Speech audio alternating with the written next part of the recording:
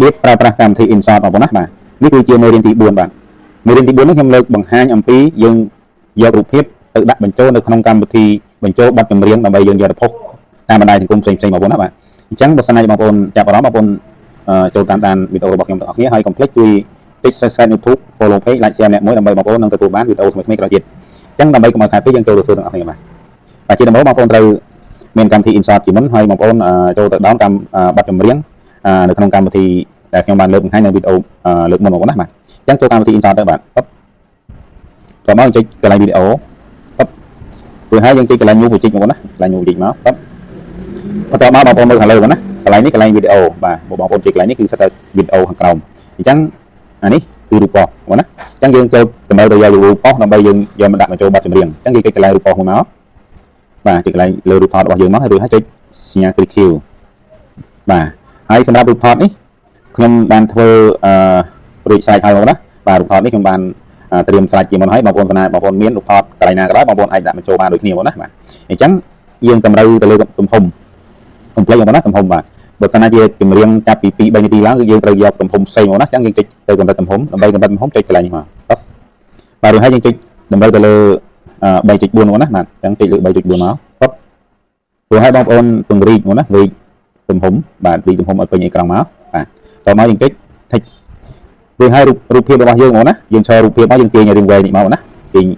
យើងចុចលើរូបឈរលើរូបភាពរបស់យើងទាញមកទាញយើងអាចទាញបានបងណាបើសម្រាប់រូបភាពយើងទាញពង្រីកបានមកវីដេអូទាញអត់បានទេមកណាបាទអញ្ចឹងយើងបានរូបភាពមួយហើយណាយើងចូលទៅយករូបភាពមួយទៀតបាទអញ្ចឹងដើម្បីចូលទៅយករូបភាពមួយទៀតយើងចុចកន្លែងសញ្ញាលេខបូកក្រហមនេះបាទរួចហើយចុចកន្លែងសញ្ញាលេខបូកមួយទៀតមកយើងចូលទៅយករូបភាពមួយទៀតមកណាបាទរូបភាពនេះបាទយើងចុចលើមកបាទតមកយើងចុច click Q អញ្ចឹងរូបភាពនេះយើងបានមករូបភាពមួយទៀតមកណាអញ្ចឹងយើងពង្រីករូបភាពឲ្យប៉ិនអេក្រង់បាទអញ្ចឹងយើងចុចដើម្បីទៅពង្រីករូបភាពយើងចុចលើរូបភាពរបស់យើងមករួចហើយយកដៃទាំងពីរពង្រីកចឹងមកណាបាទហ្នឹងហើយពង្រីកពេញអេក្រង់ចឹងមកបាទរួចហើយយើងទាញតិចមកណាទាញចឹងមកបាទទាញមកបន្តិចមកបាទទាញវែងចឹងមកអញ្ចឹងរូបភាពយើងបានពីរមកណាបាទយើងបានពីររូបភាពហើយអញ្ចឹងយើងចូលទៅយករូបភាពមួយទៀតដើម្បីយើងដាក់រូបភាពរបស់យើងឲ្យចប់ចម្រៀងមួយបទអញ្ចឹងយើងចុចលើសញ្ញាលេខបូកម្ដងទៀតតមកយើងចុចកន្លែងសញ្ញាលេខបូកដដែលរួចហើយចូលយករូបភាពមួយទៀតមកណាចុចលើនឹងមកតមកយើងចុច click Q បាទអញ្ចឹងយើងបានរូបភាពមួយទៀតមកណាបាទរូបភាពនេះបាទបើសិនណាយើងចង់ដាក់បែរមុខឲ្យខុសគ្នាមកណាអញ្ចឹងយើងចុចចូលលើរូបភាពមកតមកចុចកន្លែងរង្វង់ព្រួយរង្វង់មកណាចុចបិទមកបន្ទាប់មកយើងបែររូបចុចប្រែរូបមកបាទឲ្យបែររូបមកខាងក្តាមម្ដងមកណាបាទហ្នឹងហើយអញ្ចឹងយើងចុចសញ្ញាយើងចុចគ្រីសមករួចហើយយកដៃទាំងពីរពង្រីកចឹងមកណាបាទពង្រីកឲ្យបានប៉ុណ្ណឹងមកបាទរួចហើយយើងឈរលើរូបភាពរបស់យើងដើម្បីទាញរូបភាពយើងឲ្យវែងឲ្យចាប់បទចម្រៀងមួយបទចឹងមកណាបាទហ្នឹងហើយបាទអញ្ចឹងឃើញថាបានប្រហែលនាទីមកណាអញ្ចឹងយើងចូលយកបទចម្រៀងយើងមកណាចូលយកបទចម្រៀងបាទដើម្បីចូលយកបទចម្រៀងបងប្អូនទៅចូលកន្លែងនេះមកណាបាទចូលកន្លែងនេះចុចលើមក VIP មកណាបាទអញ្ចឹង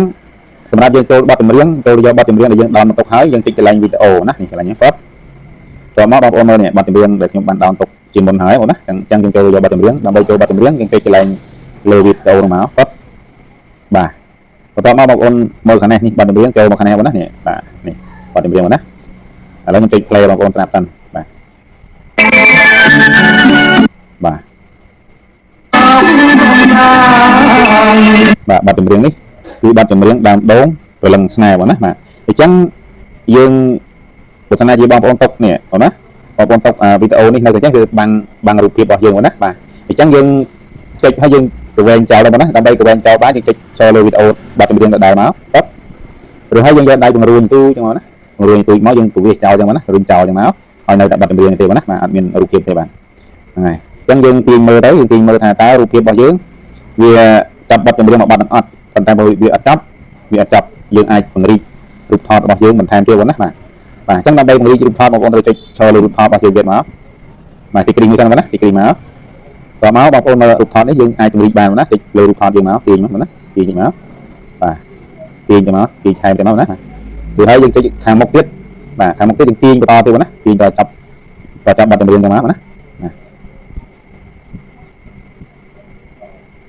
បាទយើងចុចលើនឹងមកចុចរូបថតរបស់យើងទាញបន្តទៅមកណាទាញទៅចាប់បទចម្រៀងទៅមកបាទទាញទៅចាប់ចឹងមកបងណា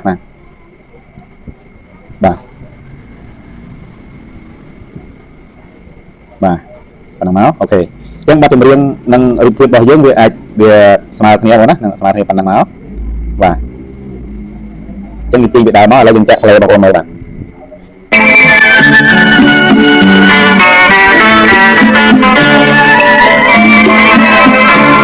យកត្រីស្ងាត់នេះបាទចឹងចម្រៀងយើងបានចម្រៀងមកបាត់ហើយបងប្អូនណាប៉ុន្តែឥឡូវខ្ញុំចូលទៅបើកសំឡេងបទចម្រៀងឲ្យរឿងលឺតិចបងប្អូនណាចឹងដើម្បីចូលទៅបើកសំឡេងបទចម្រៀងបងប្អូនចូលលើនេះបងណាចុចលើ CIP មកបាទតោះមកយើងចូលលើបទចម្រៀងវីដេអូបទចម្រៀងរបស់យើងបាទចុចចាំមកតោះមកបងប្អូនចុចកន្លែងនេះបងណាដើម្បីចូលទៅបើកសំឡេងឲ្យរឿងលឺតិចបាទចុចពីមក